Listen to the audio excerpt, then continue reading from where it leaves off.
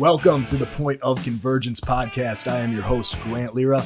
Get ready to sit down, tune in, and implement. Remember, the knowledge you learn here and anywhere else in your life is only worth something to you if you use it. So get implementing after this episode and enjoy.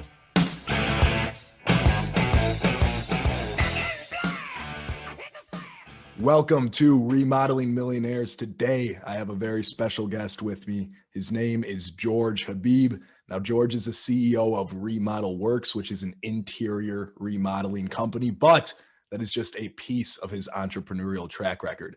If you want to know how to grow your business or businesses, this is the man that you want to talk to. George, how's it going today, brother? Pretty good. Thanks for calling.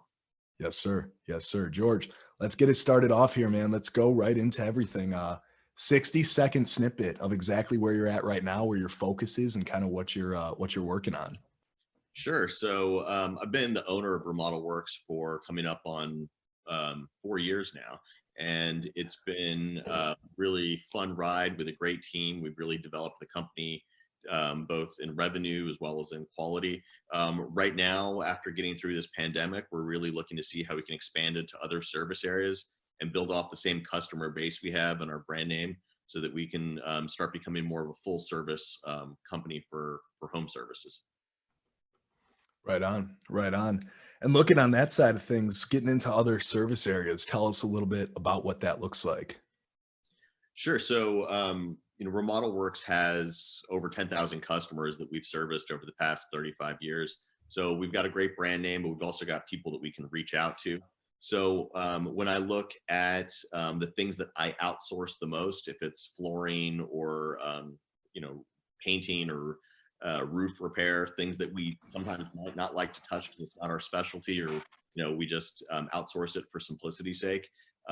I see in my balance sheet that we've got holes that we could fill bigger margins on, and so that means I can reach out to some old customers and say, hey, now we do this, and are you interested? Because you know us, you trust us, and we'd like to be able to provide that for you. Yeah, and going off what you said there, I think that's super important because a lot of the times those reactivation campaigns where you're hitting people up who've already been in your funnel and your process, that's pretty effective. Have you guys seen some good success with that? Yeah, I mean, about 40% of our business, just a little over, comes from repeat and referral customers. So we really try and push that as much as possible. And from that, we've been able to really have a level of repeat business that helps counter the cyclicality of the buying seasons. The cyclicality is all out the window right now, but in normal years, it helps us smooth out our sales curve.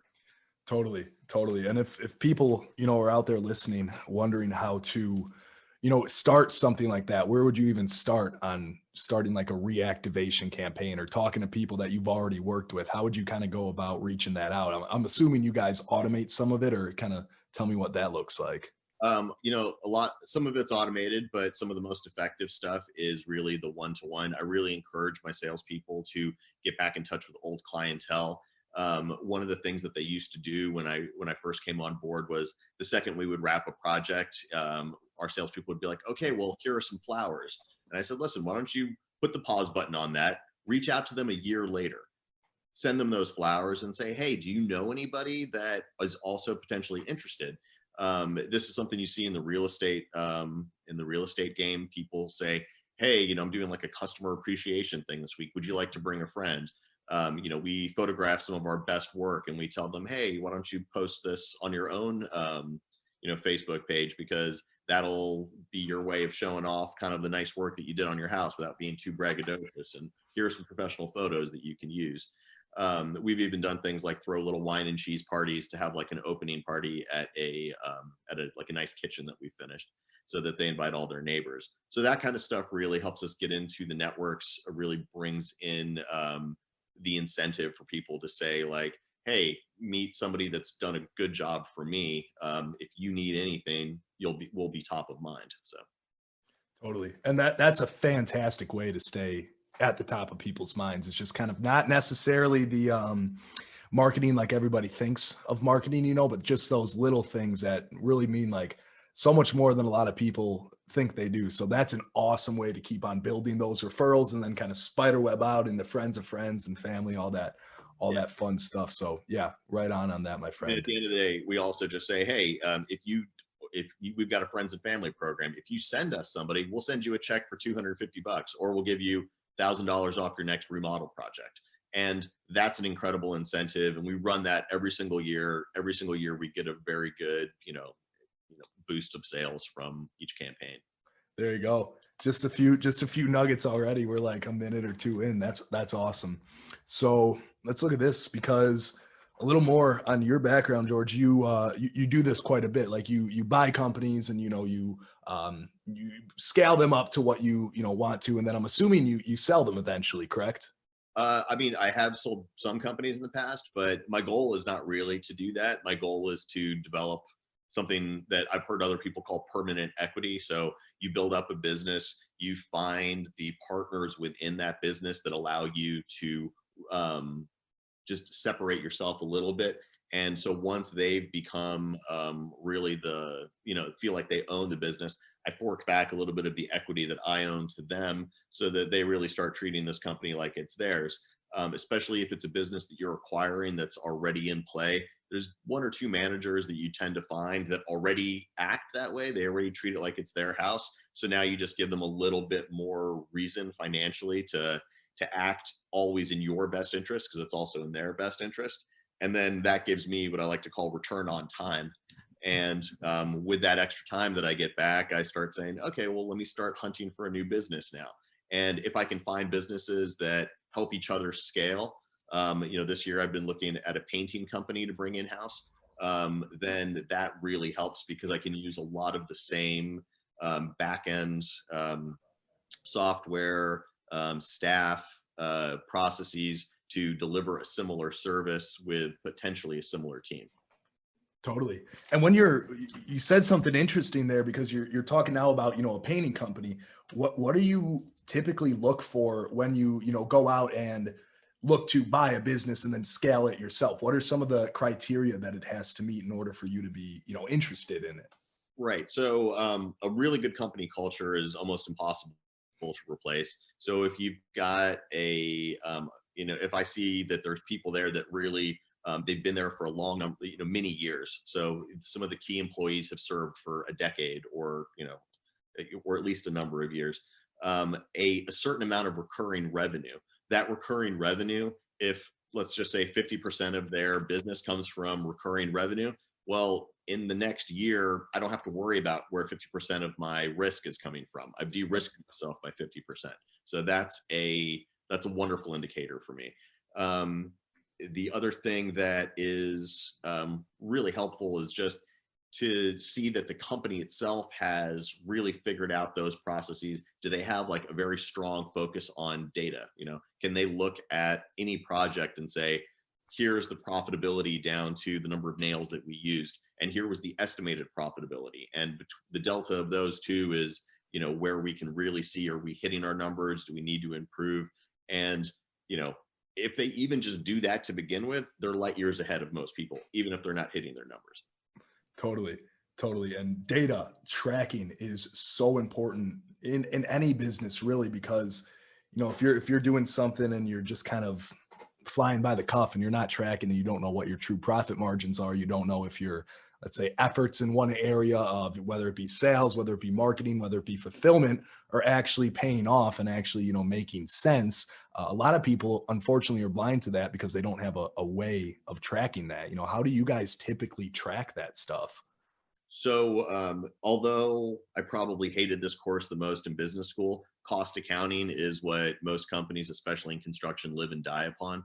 If you're in contracting of any type, if you don't have a good cost accounting program and a way of really estimating what your potential profitability is going to be when you sell a project, so that you can see how your sales team's doing on the front end, and then look on the exit to see, well, how did my execution team do on the actual construction side? You'll never really know, like you said, if you'll get to the end of the year and be like, shouldn't I have more money? And you'll be wondering why you don't. And then you won't know what you need to fix. So. Exactly. And, Myself personally, I am not a guy that likes to track stuff. I'm Mhm. really not. And me and my business partner, we did start to track literally everything a while back. I'm talking down to like super, super, super small metrics. And it's been so eye-opening to actually have that data that is hard and in front of you, so you can see exactly where the time sucks and where you're not getting that return on time. Because at the end of the day, a lot of the times when you're looking to scale a business, the Mhm. return on time is what's really important. Because if you're those efforts that you're putting in here that aren't, bringing you anything, could be put somewhere else to give you that return on investment. And if you just have that time suck that's not really doing anything for you, you might not know, because you feel like you're spinning the wheels and you feel like you're going somewhere, but really you're stuck in a spot, and you're not going to know that until you have that data to track. So I'm super, super glad you brought that up. Yeah, I mean, if you can't measure it, you can't manage it. So Exactly. yeah. Exactly. And George, let's take a step back here for just a second, because something you said as well earlier about the culture of a company. Now that is super, super important, but super, super hard to create yourself, right? There's a lot of stuff that goes on, because you can try as hard as you want to create that culture, but it's really coming down on the people and how they feel about being in that company, and how they're motivated. So has there ever been a time where you had a company, or you had to create a culture, stuff that you would put in words to make that happen, or is it something where that is just like culture needs to be there, non-negotiable? Um, Look, you can build culture. You can also help change the culture. In my previous company, in one of the companies that I came into, there was kind of a culture of fear. People didn't really want to put their hand up and say I screwed up. I helped change that just by being a little bit more of an open boss. Right now, a lot of the companies that are for sale are from the baby boomer generation, and they grew up with a little bit of a different management mentality, which was, the carrot and the stick, the carrot and the stick. So it doesn't mean that you can never have any stick, but if you kind of start with a little bit more of a open and, hey, make a mistake, everybody makes mistakes, it's fine, but if it becomes a trend, then it's a problem. And that type of mentality really, I think, allows people to go like, okay, when I have made a mistake, I'll own up to it, and I'll be rewarded for owning up to it rather than trying to sweep it under the carpet, because that's far worse in any situation. One of the other little tricks that I did, especially to just to get to know everybody, is I take everybody out bowling. I mean, Remodel Works is a 50-person company. I needed to get to know everybody quickly. This was a great way to see everyone's names on the screen, be able to connect it with the person who's bowling, have a little bit of a banter over some beers, and just be like, okay, now I know who Steve is. Now I know who Danny is. Now I know who Ryan is. So that just allows me to like get up to speed fast. That is an awesome way of learning people's names. I love that, because they're up on the thing the whole time. And bowling is the dumbest sport in the world. Nobody cares if you're good at it. It's pretty, the competition doesn't get in the way of the fun. So Hopefully we don't have any intense bowlers listening. We don't mean to offend. Right on. So that's interesting. That's really interesting. And just looking back at some of my other notes here I had, George, because you were talking a little bit about doing some outsourcing stuff, which I think is super important, because eventually, a lot of the people we work with, some of their goals are to remove themselves from the company at some point in time, kind of like you are talking about here. So looking at outsourcing, where do you see the best return on your time, like you were talking about, kind of freeing up your bandwidth, but still being able to feel confident that it's working? What aspect of the business would you recommend somebody, if they're looking to scale, outsource first? um, I mean, it's going to be different for everybody. You have to play to your strengths. One of my non-strengths is SEO. I don't know how to do that myself. It's just not. I might have missed the millennial generation by a year. I don't know if 1980 cutoff was the reason, but I don't know how to just run Facebook campaigns. So I have somebody who's young and good at it, and she does it for me, for Facebook and for Instagram. The same is true for SEO with Google. Like, I just outsourced that completely, and I made sure that I didn't overpay for it, because then it becomes a little bit less of a just something that you're paying a lot for, and you're not sure if you're getting your bang for your buck on it. One thing that I like to do is I like advertising and marketing. So I just took that all in house and I wrote up all my own ads. I took them to the radio stations. I bought my own media time. I'm not good at accounting, but I've got an incredible person next to me who knows how to run Sage 100, which is our contracting software. And that allows us to get through all of our data that that we're tracking. So, I mean, yeah, and plus so many things have become commoditized now. So fleet management for trucks, like having that in-house with one person who's responsible might not be the best way to spend the money when you can just have enterprise do it for you. And like, they don't care about your account. They just want to have cars out there. So they're not trying to, kill it on the servicing revenue. Totally. And we're on the topic of marketing now. So let's talk a little bit about some of the marketing stuff that you've seen working really well for you guys in this space, but also some of the stuff you've tried that maybe hasn't had that same return. What's working, what's not working? What are you guys looking into for the future? Let's talk a little bit about that. So Remodel Works, for example, is a very localized. We're a 50-person company in San Diego. San Diego's a relatively small. It's not a small county, but it's if people watch local news, so we advertised on local news. I wrote up a television commercial. Though having that top of mind brand awareness elevated our status as a company. So not just from a brand awareness point of view, but from the average revenue per customer point of view, we were able to bump up our projects. So now we're doing the same number of projects, but they're just more expensive projects. So that's allowed us to spend, in this case, the same amount of time, but to make more money, which is great.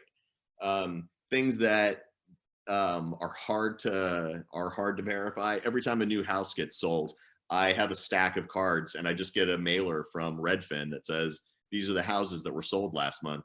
I basically just sign a card, stick a stamp on it, and I drop them all off in the mail and they go out there. Now, it's like a 1% response rate immediately, but there is something that's very hard to measure in marketing, which is this continuous feedback loop. They've gotten the card, they heard our radio commercial, they're going to see us on TV, then their toilet breaks and they're like, who do I call? And then they think of us.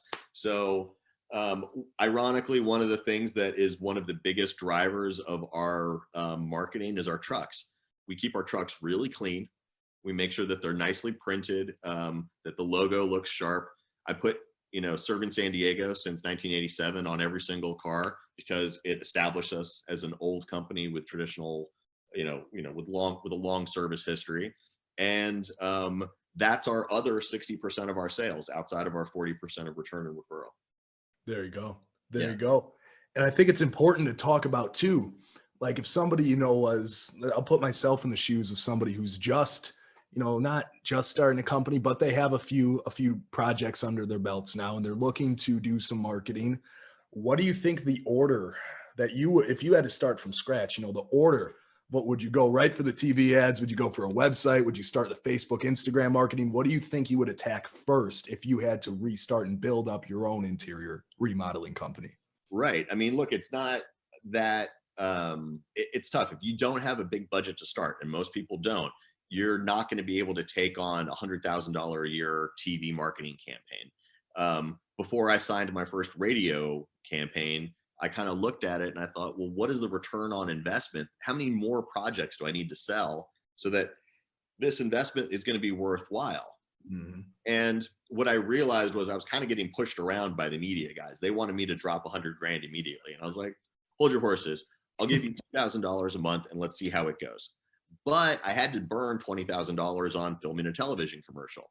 But to make that worthwhile, I shot my commercial in very long form. If you go to the Remodel Works website, you'll see a 2.5-minute video that tells you the entire Remodel Works process.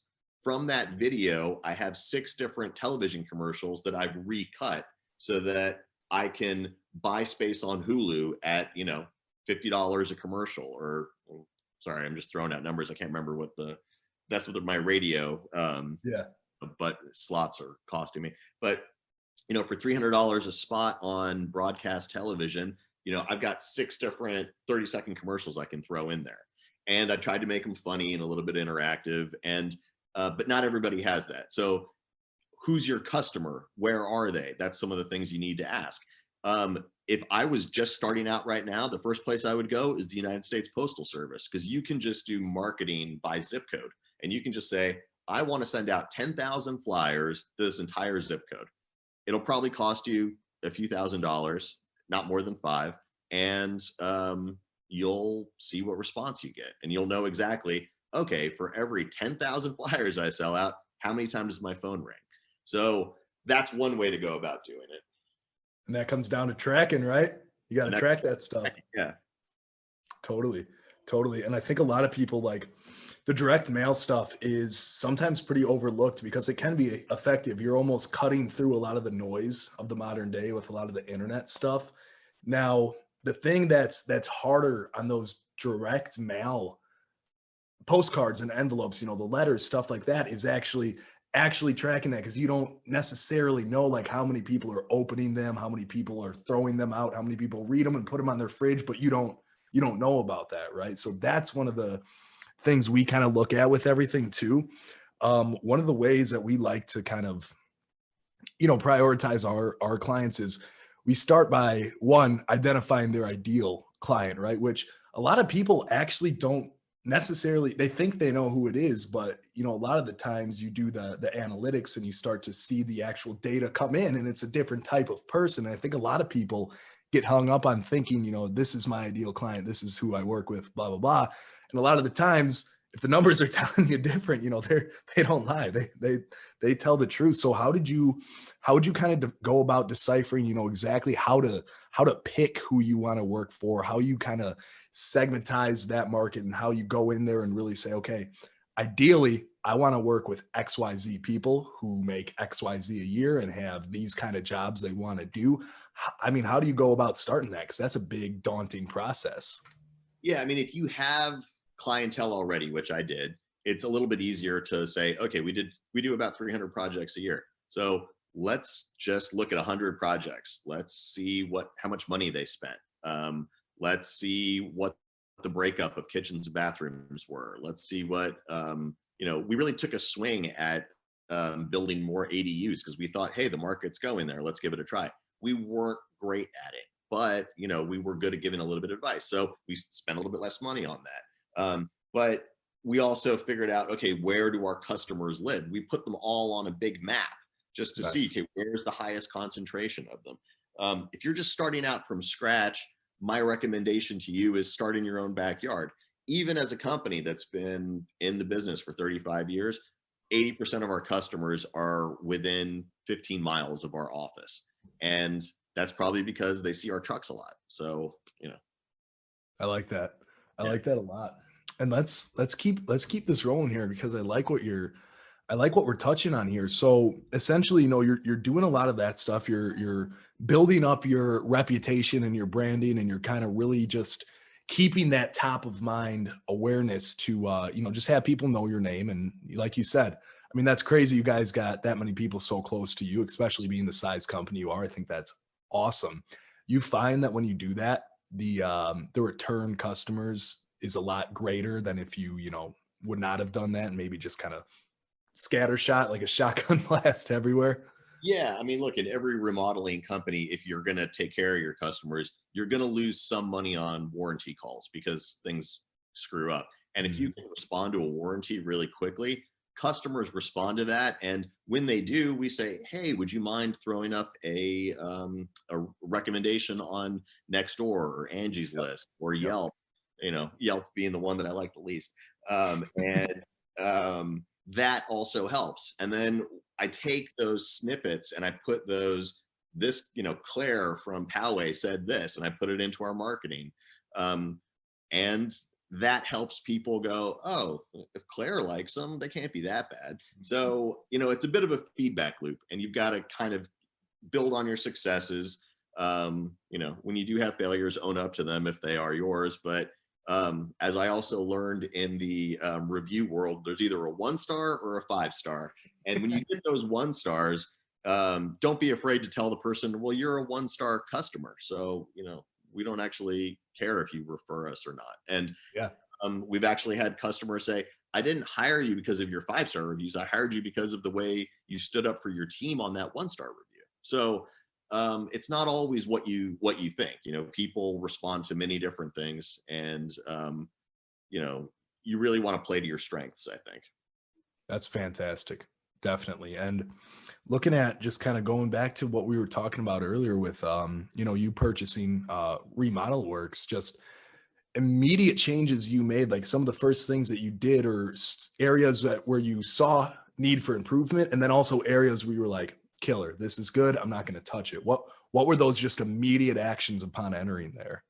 Um, so one of the things that I've bought a few companies before, and one of the things that I try not to do is rock the boat too much upon entry, because it's a very scary experience for a lot of people, and they don't want someone that's going to come in and think that they know how to do things better. If anything, I pretty much tell people, you're the expert here, I'm learning from you.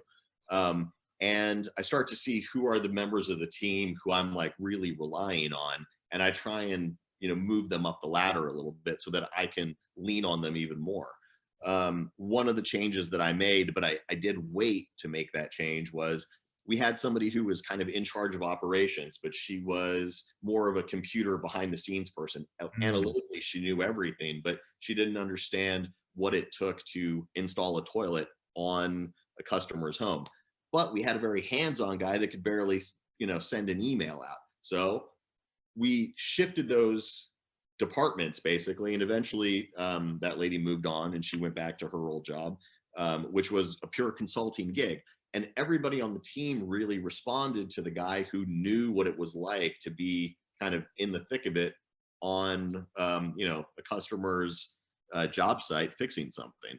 And that immediately started changing the way that the team interacted, because when someone was saying, oh, you're spending too much on subcontractors, he knew why they were doing that, and he could tell them how to get around it, rather than someone just saying, the numbers say you're doing it wrong. So definitely.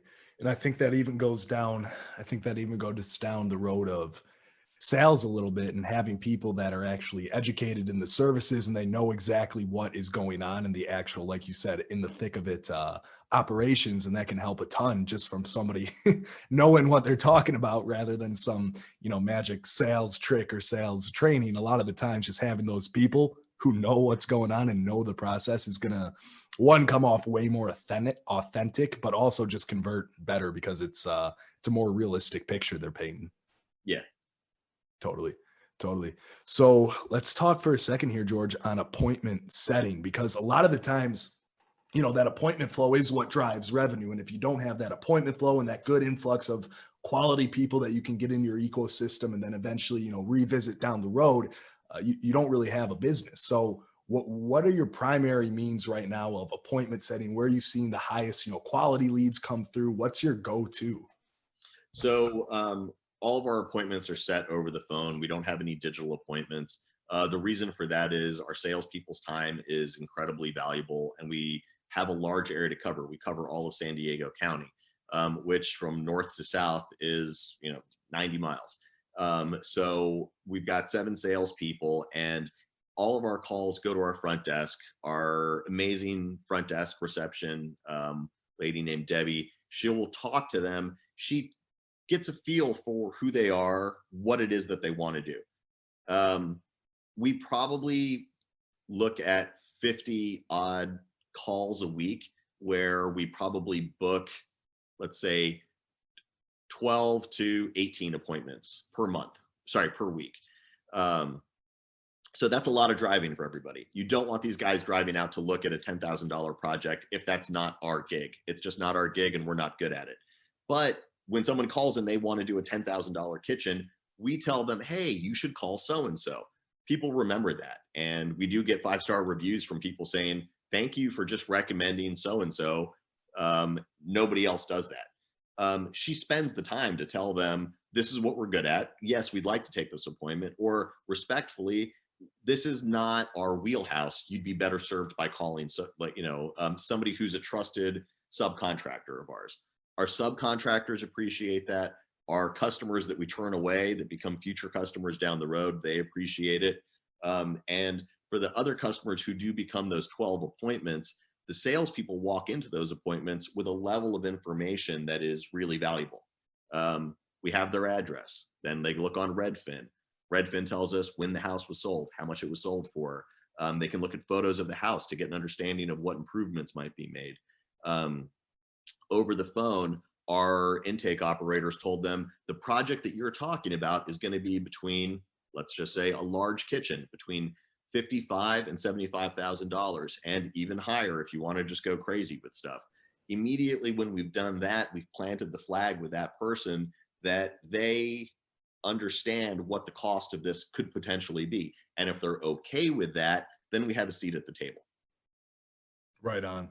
Right on. And something you said there that was so important that I do not want to fall on deaf ears is the fact that a lot of the times when you refer your business to somebody else, because if it's not a job that you're, interested in taking necessarily, 100%, they're going to remember that. And like you said, a lot of those people down the road are going to come back to you guys and turn into those customers. So don't be afraid to refer, those people to somebody else if it's not in your wheelhouse, or if it's not going to be, a good use of your guys' time. Always make sure that you do that, because then it's just going to set them up in the mind where they are, you have their best interest in mind, and they're definitely going to remember that. So that's huge. And going into this as well.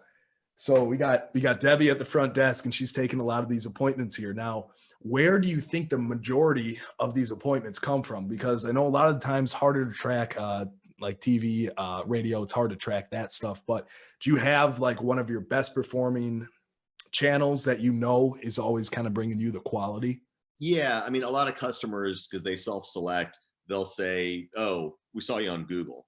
They can click multiple things, but Yeah. if I were to rank them in the order of the highest, it would be, people say Google because they do a search, but then it goes, trucks, um, things like Angie's List, Yelp, um, next door. And then after that, it's actually surprisingly traditional. It's like the San Diego Union Tribune. And every single Sunday, I'm in the San Diego Union Tribune. And, you know, once every 2 weeks, I see an ad, a customer that says, "Oh yeah, we saw you in the newspaper." Okay, great, it's working. So, in my mind, I know as long as I have that ad there every single month, all I really need to have is one customer a month say, "Oh yeah, I saw you in the newspaper," and we've made our return on investment for that line of advertising. Totally. Totally. And getting into that. So you say a lot of people are coming and they're telling you Google is like the way they're finding you guys. So, search engine optimization, obviously very important. You guys seen how are the results you're seeing right now with, let's say, more of the digital, social media marketing, like the Facebook, the Instagram, stuff like that? How's that been treating you guys over the last, few years? So it's a growing segment for us, but our customer base is a little bit older. So Okay. our average customer is probably not finding us on Instagram, even though we post every single day and we've got little nice informational videos. If you go to our website, we've got blogs on all kinds of topics. Our blogs help drive our SEO. The SEO helps drive our search, and that helps drive our sales. So, that's, one thing. But as soon as we started advertising on radio and TV, we did see a year-on-year increase of 300% almost of searches for remodel works. So, even just being on the radio, being on television, that broad spectrum did bring in a lot more interest in us. So, Gotcha. Gotcha. And once you get them, from there, they're thinking about you guys. They search you or they call in, however they do it. Talk to Debbie at the front desk. Debbie is then going to understand their project, understand who they are, and kind of that stuff there, and then pass them along to the sales team. Is that how the process looks right now? yeah, and look, sales, they drive out there. They probably, our best salesperson is closing 45% of the measures that they go on. Our worst salesperson's closing 25%. So, that's a range that we can live within. So, Yeah. I know that if we've got 7 salespeople and we've got, 12, 12 appointments per week, we're getting somewhere in the range of 3 to 6 sales sold. So, that allows us to be a little bit more like forecasting, like how are we going to end the month now? I like that. And that's super important too, the forecasting part, because if you know your closing percentage, which you will know if you track, then you can kind of work backwards from everything and see exactly how many houses you have to get out to, exactly how many estimates you have to give, how many phone calls you have to take, and you can really scale up from that way as well. And when we're on the topic of sales, everything like that, what is have you implemented any changes in the sales process? Maybe other than given the some suggestion of a number on the phone so they have an idea of what they're working with, or what does that look like since you came in? So it's interesting because every single salesperson has their own little shtick, and it works for some people, it doesn't work for other. You can't really give them a cookie cutter way of going about doing it. One of the sales guys who was really having a hard time, I worked with him for like a solid year, everything from literally taking him to go get new clothes to talking about like actual physical distance and what's appropriate to how to move on a hard close, how to say, hey, I don't want a design retainer from you. Here's my design. If you like it, I'd love to work with you. I think we can do this project really well, and just leaving it at that. Um, our tougher close salespeople, they've got a little bit more of a aggressive mindset. One of our best salespeople didn't even come from the design background. He was just a solid salesperson who knew that he could learn design. So the best thing that we've done in the for the sales department is in-house training. So we're really bringing people in who are fresh out of university. They stay with us for about a year as a sales assistant, up to 2 years. And then we try to graduate them into a sales assistant role and potentially a salesperson down the road. Those people, once they're in that role, they already know the sales part cold. They just need to work on what their spiel is. Exactly, exactly. And I'm assuming you're shadowing them with a more experienced salesperson, or how are they actually getting that training? Right. So we try and pair them together. One of our best sales guys who was an engineer but not a designer, we kind of put him in the field with somebody who was a very strong designer but not a great salesperson. The cross pollination there took care of everything. Now they're our second top two best salespeople. And now what we're going to do is we're going to split them apart and then potentially give them both an assistant. That investment will free up their time so that they can focus more on the sales and less on the, okay, Mrs. Smith, do you want to have the maple flooring or do you want to have the oak flooring? And Mrs. Smith is going to look at that for like 4 days. So like that's valuable time that they get back to go and close, Yep. Mr. Stevens. So Totally, totally. And just sticking on the topic of sales here real quick. I mean, how a lot of the times, bidding the job and there's that kind of waiting period afterwards where a lot of times that they're probably, talking with other people and they're figuring out exactly where everything lays and how comfortable they are with having all these different people in their home and what they want to do. Have there been any changes that you've implemented where you found that like the closing percentage has gone up after that initial visit, or do you guys just kind of lay back after that, let the course or let the process run its course, or what's your approach to that? the general rule of thumb is after you've met with them, get them a design within 2 days, and set an appointment when you have that design prepared. Anything longer than that, the customer starts to die on the vine. The biggest problem that I have is I'm a design build firm. So we design it, we build it, and we're generally going to be 30% more expensive than a contractor. So we're in a tricky position where you don't want to just give over your design for free. You want to present it to the client, but you need to get them to come in the office. And one of the kind of rule of thumb in retail is the longer you spend in the shop, the more likely you are to spend. So you got to bring them into the shop and they need to like see the dog and pony show. don't get too wound up in showing them all the pretty stuff on the wall, because then you'll start helping them design their home before you've really figured out if they want to do the project or not. You know, Mhm. you get customers, no matter what industry you're in, that just want to talk your ear off. And then at the very end of it, they don't value your time. They go, oh, well, thank you, but I just don't know if I'm ready yet. You don't want to get stuck in that. So you've got to get to a yes or no position pretty quickly. And you only get there by sitting with them face to face and saying, I've showed you the design. Do you like it? Yes, I like it.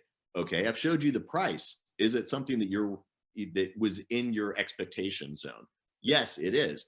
Okay, if we get started today, we can probably start construction in 4 weeks. Is that something you want to do? Because you told me you want to have it done before Thanksgiving. So clock's ticking. Immediately, the person can't, BS you anymore. Yeah.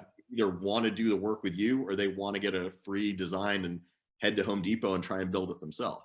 So you're gonna, as a design build firm, have that other contractor saying, oh, I can build it for 30% less. Well, that's true. But are they going to give you a schedule? Are they going to give you a person to call 24/7? Is there going to be a warranty? Is there going to be an office to go to if they just disappear with your check one day? So those are the things that people pay extra for. Totally, totally. And just saying what you said there, just kind of making sure everything is out here. Like that's so important, is having that definitive yes or no, where a lot of the times this is huge what you said, because asking them for that timeline before you actually go in, because if they said, yeah, I want it done before Thanksgiving, okay, well, then you can tell if they're not really sold on it, if they're giving you some excuses, but really just breaking everything down, seeing what makes sense and what doesn't make sense. And maybe if you're not super sure that they're actually being honest with their answers, digging a little bit more into that and really getting to that, okay, is this a yes? Is this a no? Or is this kind of a BS excuse for whatever it is? And I'm going to find out what that is to see if we can work with them on it. That's huge.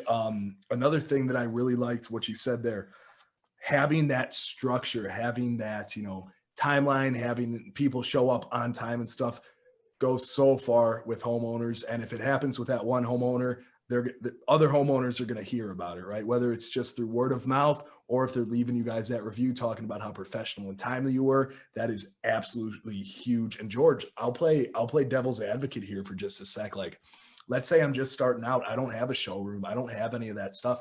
How do you plan on getting those micro commitments and them, giving you more of their time so they're more likely to, obviously be invested in you, but also ultimately work with you? Right. I mean, and there's nothing wrong with being a guy in a truck. Everybody starts there. If you are that guy in the truck, though, having that air of professionalism helps cut through the biggest fears that customers have, because essentially in the construction game, there is a lot of people have all been burned. A lot of people have been burned. They were told it was going to be one price. It ends up being 3 times the amount. It could take 2 weeks. It became 3 weeks. So, show up on time for the, for your first appointment, set deadlines that you hit. So I will be in touch with you in 3 days. What's a good time to call? Great. I'll call you at 3 o'clock. If you do that, that's your first rung on your ladder. The next rung after that is the delivery of those projects that you do have under your belt. The rung after that is, once you deliver those projects, going back to your customers and saying, hey, how can you help me meet other people in your neighborhood? Would you be willing to write a testimonial for me? And a lot of people will just tell you no, which is okay. But if you don't ask, you're not going to find out, because a lot of people, I've had little old ladies go, well, I'm not so good on the computer. And then one of my salespersons said, well, if you don't mind, the next time I come over, I can help you type it up. And she said, that would be great. And that was an extra review that we got that, helped him book more jobs later. So you have to be a little bit aggressive about it, respect your customers, but also having that air of professionalism helps get you past that greasy contractor who's not taking notes, who's not listening, who's just throwing out numbers and timelines and not hitting any of them. So Totally. Being on time, being professional. Being engaged. I'm glad you said that about taking notes, because taking those notes shows people that you are serious about helping them. And I think a lot of people, when they're in those positions, they don't necessarily think they need to take notes because they're going to remember. But even if that's the case, you do remember. Okay, you want to show that homeowner that you are very serious about the project, and you will be, meeting their expectations, and just being, very upfront with everything as well is huge. It's very huge to start actually gaining that trust. And a lot of the times, like you said, gaining that trust when you are just a guy in a truck is right off the bat a little bit harder. So that initial presentation, that initial showing up on time, if not 10 minutes early, is going to treat you so well beyond anything, any other, magic sales trick could teach you. Just being that authentic you and actually, helping them out. That's going to be the biggest thing. So right on, George. George, let's wrap everything up here, brother. Give us a website, give us a way to reach you if you are in the area. Tell us how we can get a hold of you. Yeah, if you're in San Diego, you can either call us on 858-413-2305 and speak to Debbie. She's wonderful. You can go to our website and you can book an appointment through our request a quote page. You can also watch the video that I talked about earlier, which will tell you what the whole remodeling process looks like. It's a 3-minute video and it's full of great information. And if you ever wanted to email me directly, I'm a very engaged person who gets back to customers. My email address is georgeh@remodelworks.com. Awesome. Awesome. George, thank you for your time today, brother. And thank you on behalf of our listeners for sharing a lot of this value that you've learned over the years, brother. Well, thank you. Right on.